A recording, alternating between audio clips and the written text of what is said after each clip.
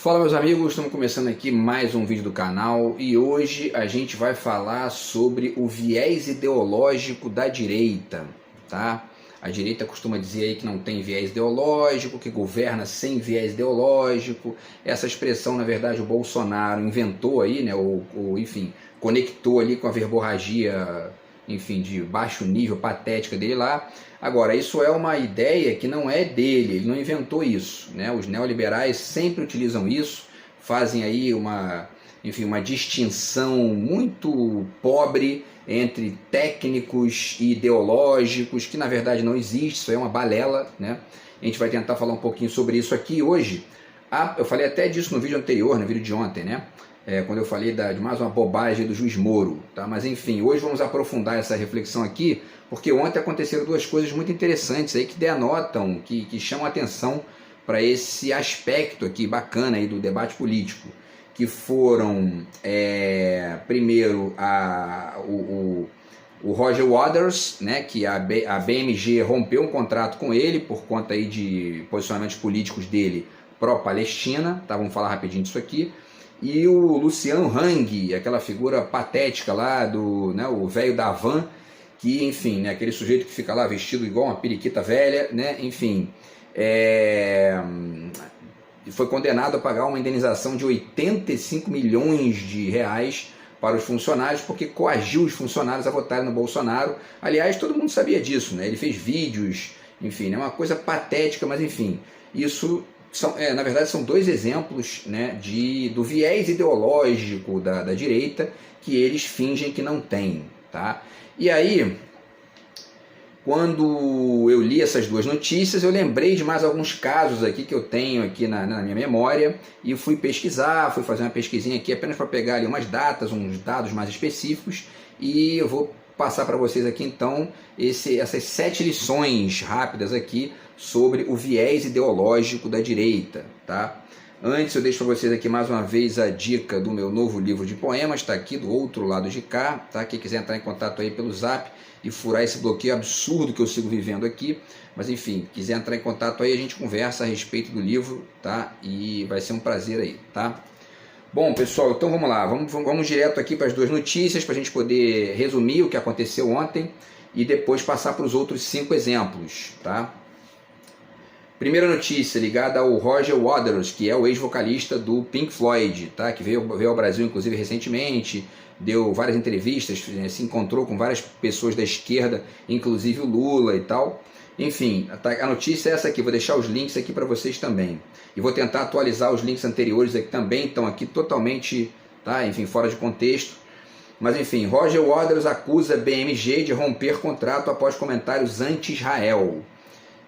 Opiniões do ex-Pink Floyd podem ter pesado na decisão de rompimento. Isso aqui é a notícia da Billboard Brasil. E a gente sabe aí, tá vendo, eu fiz vários vídeos aqui sobre isso, o que Israel está fazendo na Palestina, né? Tá ali destruindo o país. Já tem cálculos aí da ONU de que vai demorar aí provavelmente uns 70 anos para poder a Palestina ali, a região da faixa de Gaza e tal, voltar a ser o que era. Um negócio inacreditável, né? E a ONU já tentou 500 vezes ali parar o conflito, e não só Israel continua bombardeando, matando criança, matando gente, matando todo mundo, mas matando gente de todas as faixas etárias, né, e tal, enfim. Mas também destruindo hospitais, destruindo, enfim, universidades, um negócio assim inacreditável. Mas já mataram mais de 25 mil pessoas lá, e o Roger Waters está se colocando contra isso, né? Mas tem gente do mundo dos judeus que está ali, né, conectado com o grande capital, são donos de grandes empresas, e aí a notícia diz o seguinte, ó: a gravadora BMG rompeu com Roger Waters, cofundador do Pink Floyd, após comentários sobre os conflitos entre Palestina e Israel. A empresa, com sede na Alemanha, tinha programado o lançamento de uma nova versão do clássico Dark Side of the Moon, do Pink Floyd, de 1973, que é o CD, né, enfim, o álbum deles mais conhecido, tá, de todos os tempos. No entanto, o novo presidente da gravadora, Thomas Kussfeld, cancelou o acordo após assumir o cargo em 1º de julho do ano passado. Conhecido por seu ativismo político, o ex-Pink Floyd advogou pela causa palestina e também denuncia as violações do governo israelense contra os habitantes dos territórios ocupados em Gaza e na Cisjordânia. E aí finaliza dizendo: no entanto, o músico enfrenta acusações de antissemitismo por parte de grupos israelenses. Durante uma entrevista concedida a Glenn Greenwald em novembro, ele revelou que a decisão da empresa ocorreu devido aos interesses pró-Israel da Bertelsmann, que é a proprietária da BMG. Uma fonte da empresa disse que a BMG não concorda com a versão de Waters sobre os eventos. Enfim, esse aqui é um exemplo, né, de viés ideológico da direita, né, de um empresário, de uma empresa ali que está conectada com Israel, que está ali bombardeando a Palestina, que tem uma perspectiva de mundo, né, conservadora e etc e tal. Quer dizer, é uma lógica mais à direita, para os Estados Unidos, etc e tal, e a BMG, enfim, exercita o seu viés ideológico e rompe o contrato com Roger Waters porque ele fez aquilo que toda pessoa tem o direito de fazer, se manifestar politicamente. Que ele não está defendendo ali nazismo, não está defendendo violência, ele está ali defendendo o fim da violência, né?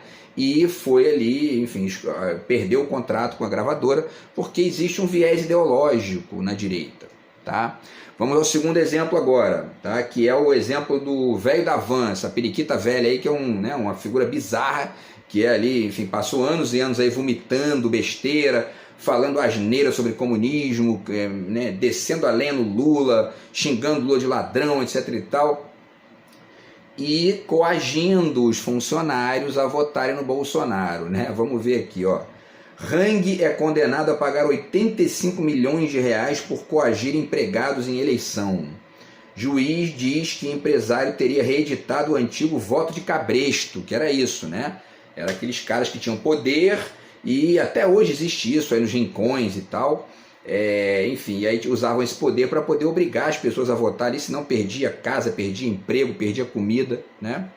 Então vamos lá, a notícia diz o seguinte: o juiz Carlos Alberto Pereira, da 7ª Vara do Trabalho de Florianópolis, condenou o empresário Luciano Hang, dono da rede de lojas Avan, ao pagamento de 85 milhões de reais em multa por ter coagido os empregados a votarem Jair Bolsonaro na eleição presidencial de 2018.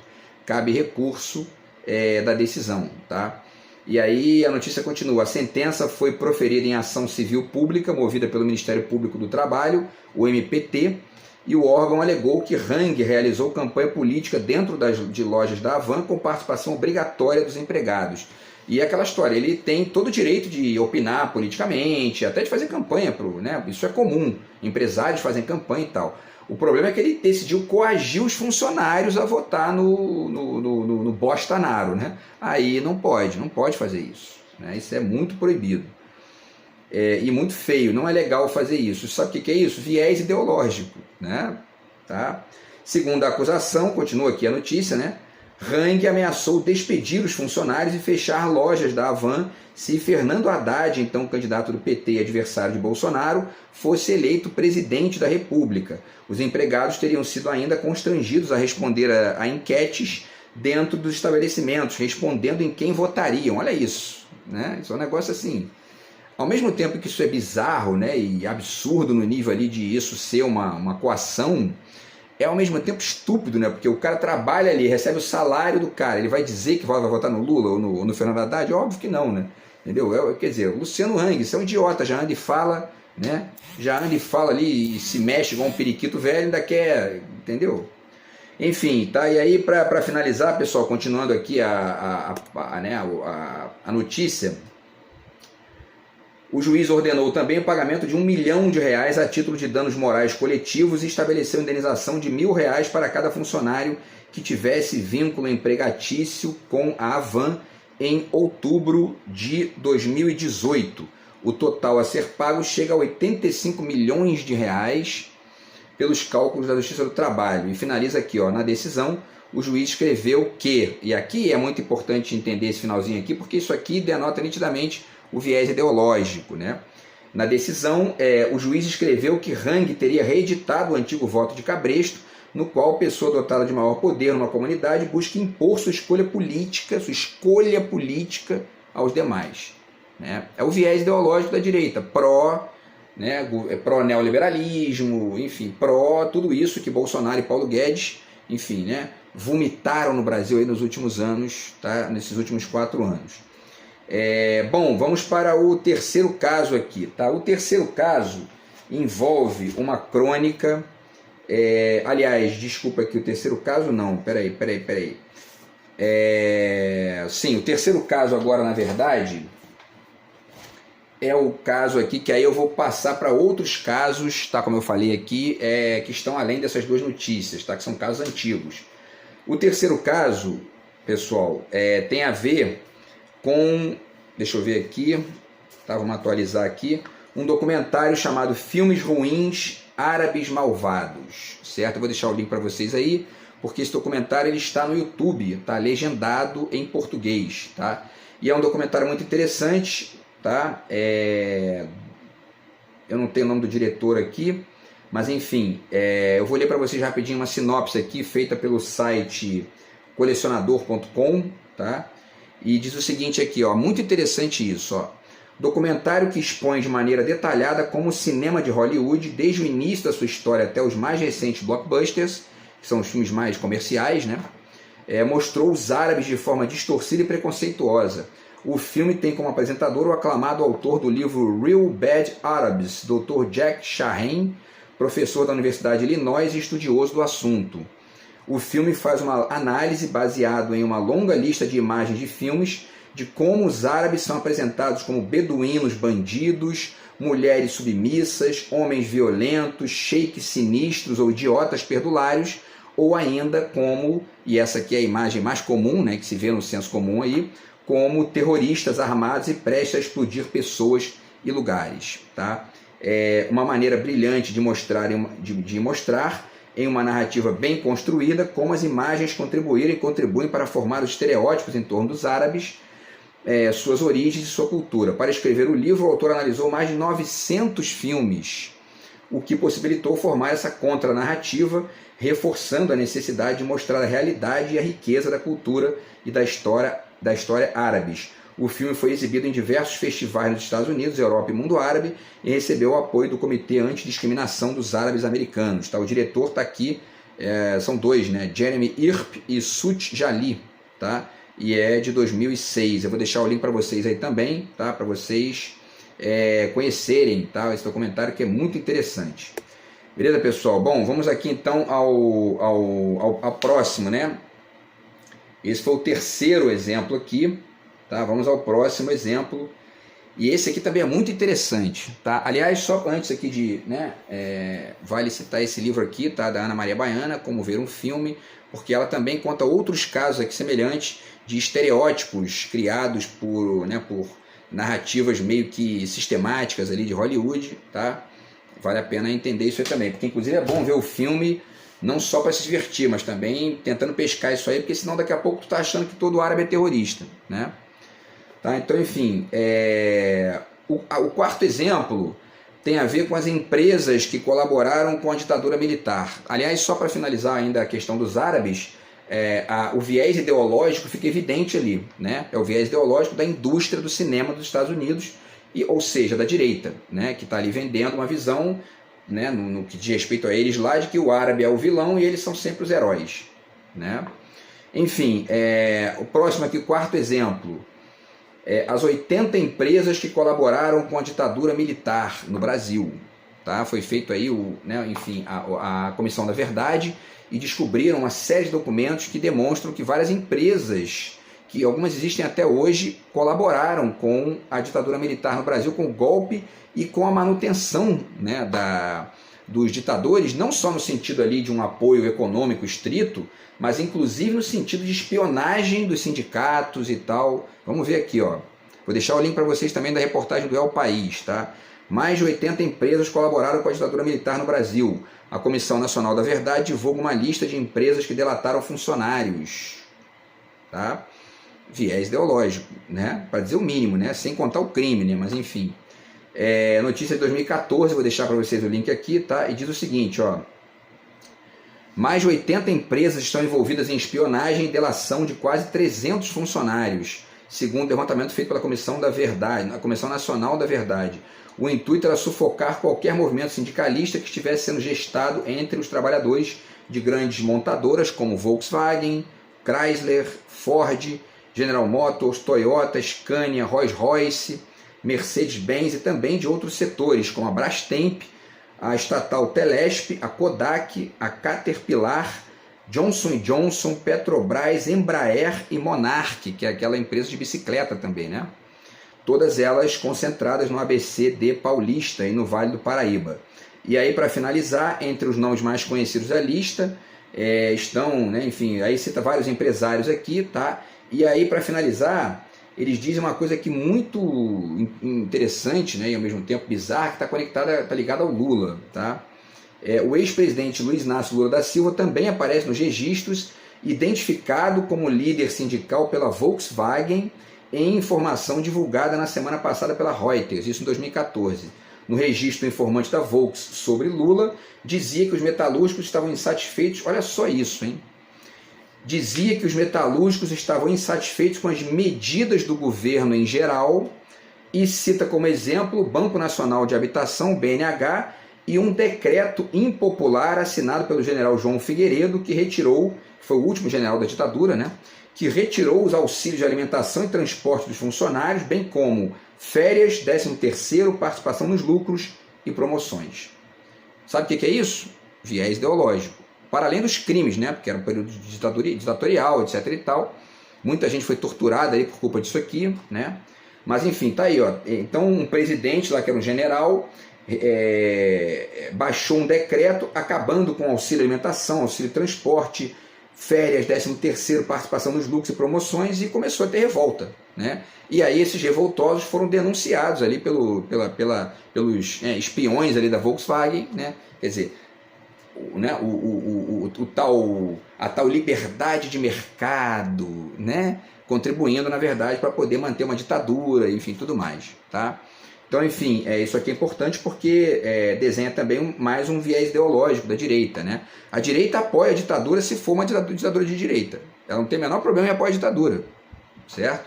Então, assim, é interessante pensar isso, por quê, né? Porque muita gente fica defendendo, né? Não, porque a ditadura é sempre da esquerda. Tem gente que acha mesmo isso, né?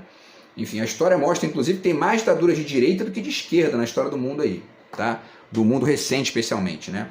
Bom, pessoal, vamos para o quinto exemplo, tá? Que aí é o exemplo que fala sobre o nazismo, né? A Segunda Guerra Mundial.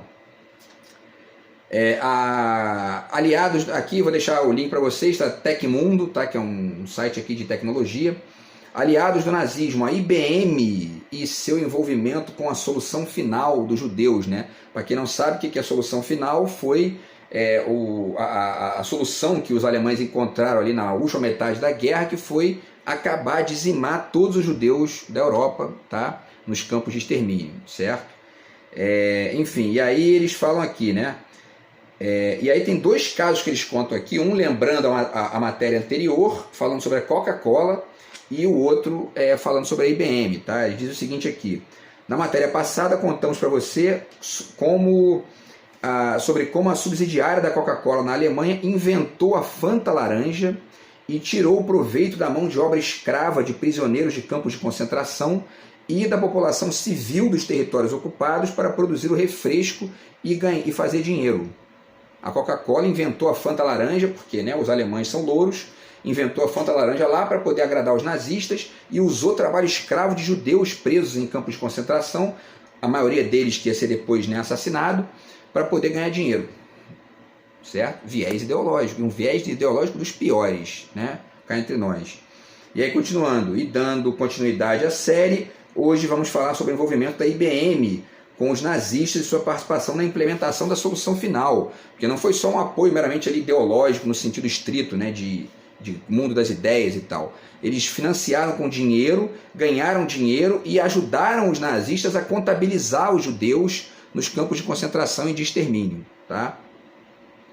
Então tá aqui, né? As evidências sobre o envolvimento da IBM com os nazistas vieram à tona e fizeram bastante rebuliço após o lançamento do polêmico livro IBM and the Holocaust, do jornalista e filho de sobrevivente do genocídio Edwin Black, em 2001. Segundo o autor, o Holocausto teria acontecido sem a ajuda da companhia, mas não da forma nem com os números assustadores que conhecemos hoje. Olha só, né? Black passou 3 anos investigando o envolvimento da companhia com o Terceiro Reich e no livro argumenta que o Holocausto foi facilitado graças à tecnologia desenvolvida pela IBM, especialmente para os nazistas, permitindo que Hitler automatizasse sua perseguição a judeus, ciganos, homossexuais e outros inimigos, entre aspas, né, através da geração de listas de grupos de pessoas que deveriam ser enviadas aos campos de concentração. Tá? Bom, enfim, né? E aí ele vai falando aqui para finalizar, pessoal, o último parágrafo que eu vou ler, tá? Tem muita coisa aqui, né? Depois eu vou deixar o link para vocês, mas eles dizem aqui, ó, a tecnologia desenvolvida pela IBM e utilizada pelos nazistas estava baseada em um dispositivo criado no final do século XIX pelo engenheiro de origem germano-americana Hermann Hollerith.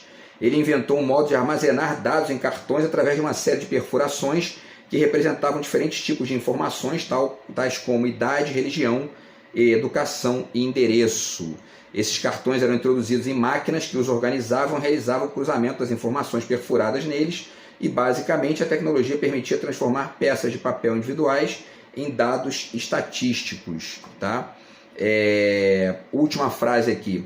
Hollerith trabalhava para a agência do governo dos Estados Unidos responsável pelo recenseamento da população e fundou a companhia que mais tarde se transformaria na IBM. Tá? Seu sobrenome se tornou sinônimo das máquinas operadas pelos nazistas. Tá? Então a IBM e a Coca-Cola contribuíram diretamente para o genocídio dos judeus na Alemanha. Tá? Viés ideológico e dos piores. Né? Dos piores. Bom, pessoal, então agora para finalizar os 2 últimos casos aqui, tá? Antes eu deixo para vocês mais uma vez aqui, ó, esse documentário também muito interessante chamado The Corporation, que comenta aqui também vários crimes cometidos por empresas e tal. E parênteses, não estou aqui vilanizando as empresas, obviamente, tem muita empresa bacana, que faz o bem, que contribui para a sociedade, que enfim, que produz aí produtos que a gente adora aqui, que consome no dia a dia e tal. Agora, eu estou aqui tentando ponderar o caráter ideológico dessa negação do viés ideológico da direita e do Bolsonaro, tá? Pegando esses 2 exemplos aí de ontem, né, na verdade, que é o caso do Luciano Hang e do Roger Waters, e trazendo outros aqui também para poder acrescentar essa lista aí, tá? E aí o próximo aqui tem a ver com a psicanalista Maria Rita Kell, tá aqui esse livro, tá? Que é o 18 Crônicas e mais algumas. Nesse livro aqui tem uma crônica na página 70, tá? Que se chama Dois Pesos, tá? E a história dessa crônica aqui eu vou ler rapidinho para vocês, tá? Tem um resuminho aqui, ó. Site também vou deixar o link para vocês aí, da notícia. A psicanalista Maria Rita Kell confirmou ter sido dispensada pelo jornal O Estado de São Paulo. Isso aqui já aconteceu, né? Foi em 2006 isso, tá? Ela confirmou ter sido dispensada pelo jornal O Estado de São Paulo em decorrência da repercussão na internet do seu artigo Dois Pesos, que é esse aqui que está nesse livro, tá? Publicado no sábado, dia 2 lá daquele ano. No texto, ela fez uma análise sobre a desqualificação dos votos de pessoas mais pobres e comentou a decisão do Estadão de apoiar em editorial a candidatura de José Serra à presidência. Ela foi comunicada a decisão do jornal na quarta-feira, dia 6. Aqui, na verdade, de novo mostrando o livro para vocês aqui, tá? Ver o tempo aqui. A crônica começa exatamente com uma frase que, além de ser uma das causas, né, dela ter sido desligada do jornal, ao mesmo tempo relembra para quem ainda não sabe, ou né, para quem não lembrava, e ensina para quem não sabe, que a própria imprensa tem viés ideológico também, são empresas de comunicação, né? Ela diz aqui, ó, este jornal, o Estadão, teve uma atitude que considero digna, explicitou aos leitores que apoia o candidato Serra na presente eleição. Fica assim mais honesta a discussão que se faz em suas páginas. Quer dizer, o Estadão é um jornal direitista, né? E apoiou na época lá o Serra contra o Lula e deixou isso claro no editorial, né? Isso também aqui permite a gente lembrar, né, a estupidez assim, de equino do Bolsonaro de passar os últimos anos aí dizendo que, né, os jornais são comunistas, a imprensa é comunista. É um idiota, assim, sabe? Né, completo. Se cair no chão e ficar de 4, não levanta mais, sai mugindo, né? Porque, sabe? Enfim, e aí para finalizar, a entrevista, a reportagem aqui diz o seguinte, né? Em entrevista ao jornalista Bob Fernandes para o Terra Magazine, Maria Rita Kell confirmou a informação sobre sua demissão. Abre aspas, fala dela. Fui demitida pelo jornal O Estado de São Paulo pelo que consideram um delito de opinião. delito de opinião. Explicou ela, né? Desde o início da semana circulava o boato de que ela só poderia escrever em sua coluna a respeito de temas afeitos à sua área, sem tocar em questões políticas. Quer dizer, o jornal quer impedir a pessoa de falar de política lá dentro. E dizem que são liberdade de expressão, liberdade de imprensa, blá blá blá. Sabe qual é o nome disso? Viés ideológico, né? Evidentemente. Quando você faz uma escolha por um lado e não por outro, viés ideológico, tá? E aí, pessoal, para finalizar, tá? Deixo aqui o último exemplo, que na verdade tem a ver com esportistas, né? Jogadores de vôlei, tá? Relembrando aqui os dois casos, né, que aconteceram no Brasil aí, do Wallace e... quem mais aqui? Deixa eu ver, do Wallace e do outro aqui também, que eu não lembro agora qual é o nome dele. E do... Cadê aqui? Bom, eu vou lendo aqui, depois eu acho o nome dele aqui, tá? Mas é o Wallace e tem um outro aqui, os dois são bolsonaristas, né? O jogador de vôlei Wallace Souza sugeriu que se matasse o Lula em dezembro de 2023. Ele foi suspenso pelo seu clube, o Cruzeiro, mas não foi demitido. Não foi demitido, ele foi suspenso, tá? Eu vou deixar o link para vocês aqui, é um texto da revista Veja, tá? O jogador de vôlei Wallace, em julho de 2021, aliás não, aqui já é outro jogador, né? Que eu acabei não gravando o nome aqui. Mas enfim, o outro jogador em junho de 2021 fez comentários homofóbicos, foi demitido na hora, se aposentou e virou deputado, tá? É um outro jogador de vôlei aqui, né?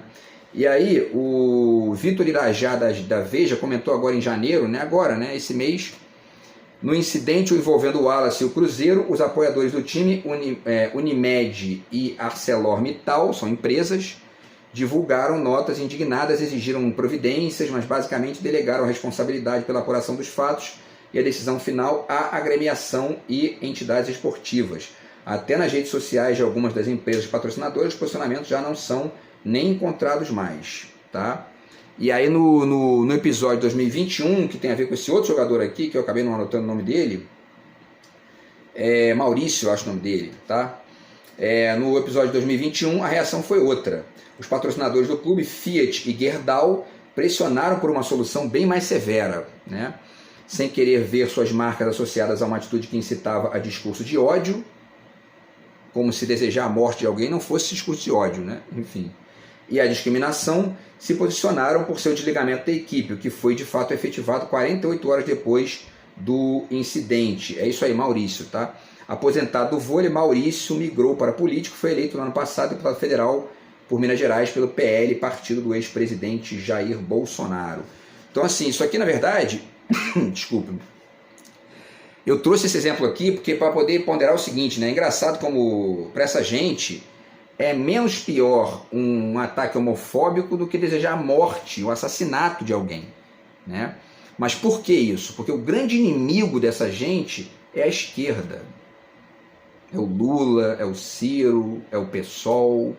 Então, assim, desejar a morte do Lula é menos pior do que fazer um ataque homofóbico, quando os dois deveriam ser condenáveis. Aliás, talvez seja mais condenável desejar o assassinato de alguém do que ofender uma outra pessoa, porque ofender é ruim, mas, né, a pessoa está viva ali, né? Certo?